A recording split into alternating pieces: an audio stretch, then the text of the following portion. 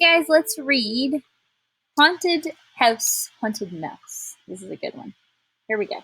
And watch how our author Judy Cox makes the story and how our illustrator Jeffrey Ebler illustrates his pictures. Look, aren't they creepy little pictures? I love it. One October night, the doorbell rang. Mouse peeked out of his hidey hole. The night was dark. The dark was spooky. On the front porch stood a fearsome trio, a skeleton, a goblin, and a ghost. But Mouse wasn't scared. His whiskers twitched as he watched. "Trick or treat," said the skeleton. "Trick or treat," said the goblin. "Trick or treat." "Tick or teek," said a little bitty ghost as she tripped over her sheep. The three held out their sacks, and Dad plopped one piece of candy in each bag. So this is about Halloween, isn't it? "Thank you," called the kids. The ghost dropped her sack, and the goodies spilled out. Hold on just a minute. Our next group of winners, we have Sherry Workman, Casey Fletcher, Dustin Doublehead, Shane Cox, Kayleen Cloud, Susie Adair, Tammy Eagle, Julie Martinez, Shaylee Hagar.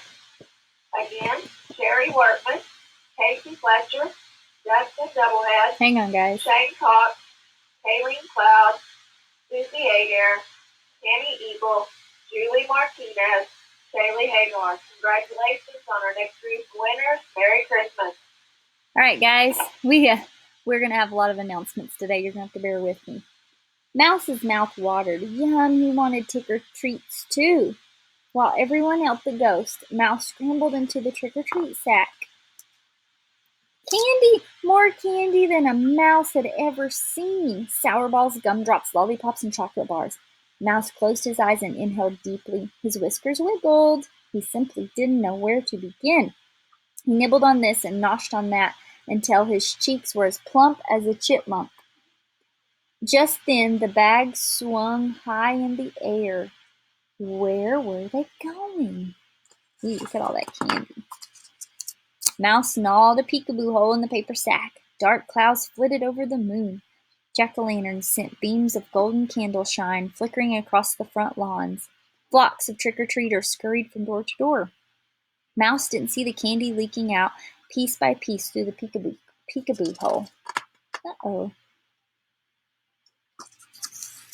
The sack swayed like a pirate ship in a gale. Mouse's tummy roiled, his head spun.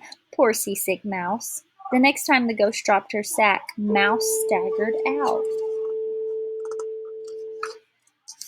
Just then it started to rain. First a drizzle, then a full-out gully washer. The trick-or-treaters dashed for home, holding their coats over their heads. Boom went the thunder, flash went the lightning. Away went Mouse. He darted here and there, dodging raindrops, splashing through puddles. Where could he find shelter? He was lost, he was wet, and he was cold.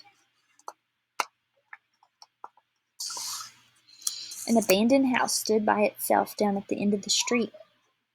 The door was barely open, just wide enough for Mouse. Lickety-split, he scampered inside. He didn't notice the sign on the front. Keep out. The door slammed shut behind him. Was that the wind, or was the house haunted? Mouse tiptoed down the hall to see what he could see. Cobwebs draped over his ears. The house was old. The house was empty. The spooky house filled with creaks and groans and things that went thump in the night.